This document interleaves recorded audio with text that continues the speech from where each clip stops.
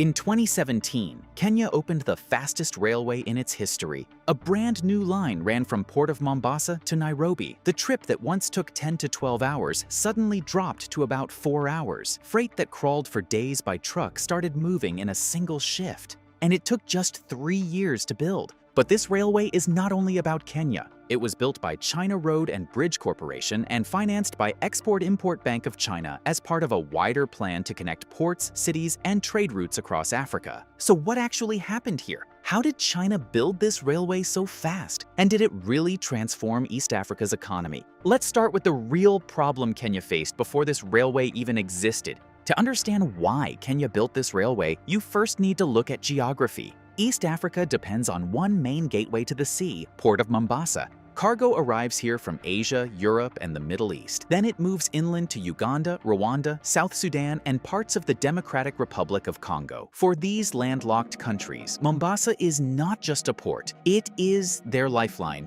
But there was a problem. Most cargo left the port on trucks. Thousands of trucks crawled along the highway between Mombasa and Nairobi every day. Traffic jams stretched for kilometers. Road accidents were common. Transport costs stayed high.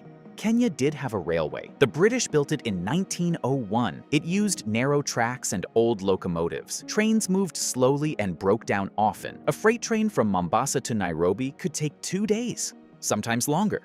By the early 2000s, Kenya's economy was growing, trade volumes were rising, but the transport system could not keep up. So Kenya looked for a solution. It wanted a modern, standard-gauge railway that could move heavy cargo fast and link the port to inland markets. Western lenders studied the project but hesitated because of the cost and the expected returns. China stepped in with financing and construction. And that decision started one of the largest infrastructure projects in East African history. The railway is called the Mombasa to Nairobi Standard Gauge Railway, often known locally as the SGR. It runs about 472 kilometers from Port of Mombasa on the Indian Ocean to Nairobi, the country's capital. Kenya later extended it to Naivasha with the Nairobi-Naivasha Standard Gauge Railway, adding another 120 kilometers inland. Together, these lines cost close to $5 billion. Construction was led by China Road and Bridge Corporation. Most of the funding came from Export-Import Bank of China, which covered about 90% of the project cost through loans. Passenger service started in 2017. Freight followed soon after. The trains are diesel-electric locomotives running on standard gauge track, which allows heavier loads and higher speeds than the old colonial railway. Passenger trains run up to about 120 kilometers per hour, cutting travel time between Mombasa and Nairobi to around 4.5 hours. Before this line, that same trip could take half a day or more. Kenya named the passenger service the Madaraka Express after its independence celebrations. Modern stations opened in Mombasa, Nairobi, and several towns along the route. New depots, maintenance yards, and cargo terminals came with the line. So now the question is, how China built it so fast? Building nearly 600 kilometers of railway in 3 years sounds extreme, but the scale of the operation explains a lot. At peak construction, more than 25,000 workers were on site. Several thousand were engineers, surveyors, machine operators, and safety crews. Teams worked along multiple sections of the line at the same time instead of moving step by step from one end to the other. The contractor, China Road and Bridge Corporation, brought in heavy equipment, prefabricated bridge parts, and rail segments produced in advance. When land preparation finished, track laying moved quickly. This assembly line approach is common in China, where thousands of kilometers of rail have been built over the last 2 decades. But the route was not easy.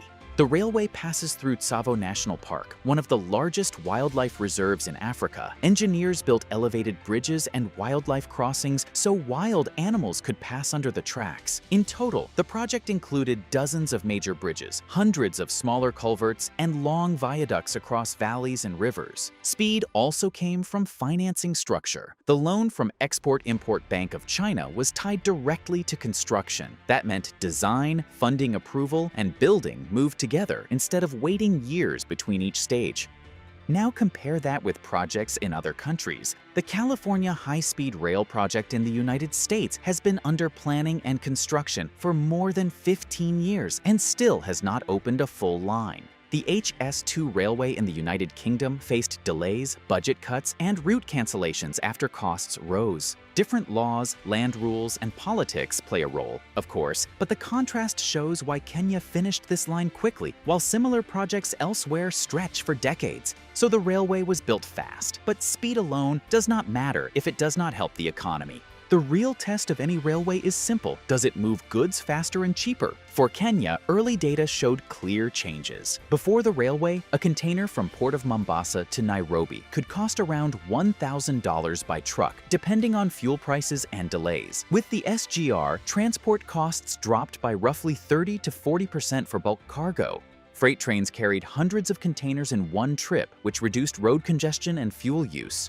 During construction, the project created about 40,000 to 46,000 local jobs. Kenyan technicians trained in rail maintenance, signaling, and operations. Some of those workers now run the system with support from Chinese engineers. And there was a wider effect that is harder to measure. Large infrastructure spending adds demand to the economy. Cement plants, steel suppliers, transport firms, and service companies all gained work during construction. Kenya's GDP growth stayed around 5% per year during that period, supported partly by infrastructure investment. But here is an important question. If the railway saves money and moves cargo faster, why do critics still say it was a bad deal? The answer comes down to debt, loan terms, and whether the railway earns enough revenue to pay for itself. That debate started even before the first train left Mombasa. From the first day of construction, people asked one question: how will Kenya pay for this railway? Most of the funding came as loans. Kenya agreed to repay the money over many years using railway revenue and government funds. Supporters said this was normal. Many countries borrow to build highways, ports, and railways.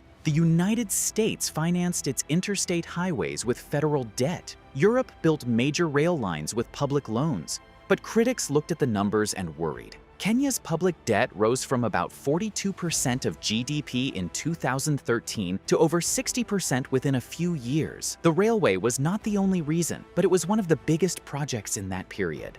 Some economists said freight demand was overestimated and the railway might not earn enough to cover loan payments. Then rumors started online. Some posts claimed China could take control of Port of Mombasa if Kenya failed to repay. No evidence showed such a clause in the loan contract, and Kenyan officials denied it. Still, the story spread and became part of the debate about China's role in Africa. Kenya later renegotiated some terms to ease repayment pressure. That happens often in large infrastructure loans. Even wealthy countries refinance debt when interest rates or revenues change. So the argument is not only about debt. It is about how developing countries should build infrastructure when they need it now, but returns may take decades. And this railway was only the first part of a much larger plan. Kenya wanted to extend the line across East Africa, all the way to Uganda and beyond. From the beginning, Kenya did not plan the railway as a single line. The goal was a full regional network that would link ports to landlocked countries across East Africa. The planners wanted to push the line toward Uganda, Rwanda, South Sudan, and Eastern Congo. Because countries like Uganda do not have direct access to the sea, nearly all their imports and exports move through Port of Mombasa. If cargo travels faster by rail instead of trucks, trade becomes cheaper across the entire region. Not just Kenya. Kenya also started building inland dry ports near Naivasha so containers could be transferred to trucks or future rail links heading west. Industrial parks were planned near the railway to attract factories that need reliable transport. But the extension stalled. Uganda paused its section after studying costs. Financing became harder as debt levels rose across Africa and global interest rates increased. Without a continuous line across borders, freight volumes stayed lower than planners expected. This shows an important rule about railways. A single line helps, but a network changes everything. Freight moves best when tracks connect multiple countries, ports, and industrial zones.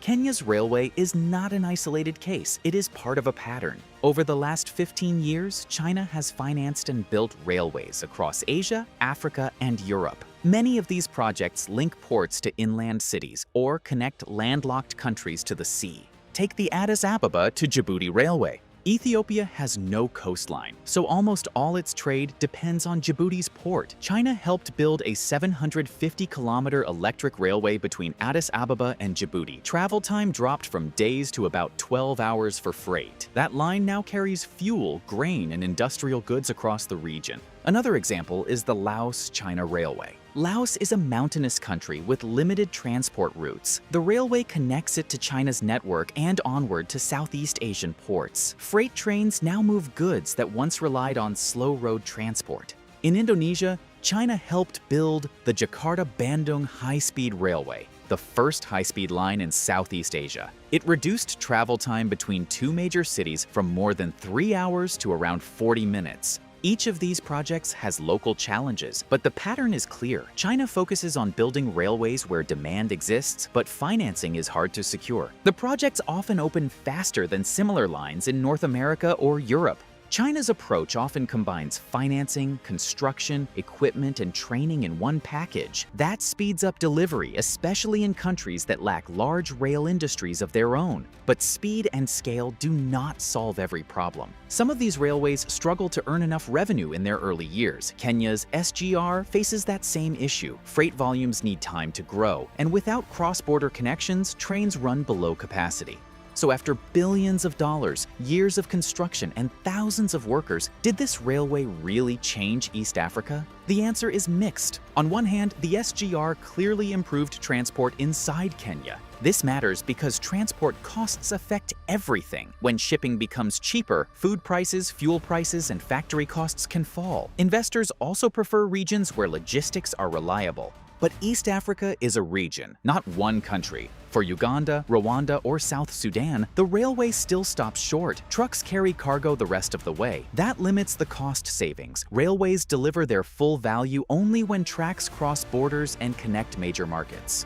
There is also the time factor. Infrastructure works slowly. Industrial zones near Naivasha are still growing. Freight demand increases as factories open and trade expands. That process can take 10 or 20 years. So the railway has already changed Kenya's transport system. But its full effect on East Africa depends on whether the regional network gets finished. And that brings us to the final question of this story. Was this railway a smart investment that will pay off over decades, or a project that arrived too early for the region it was meant to serve? Let us know your thoughts in the comments below.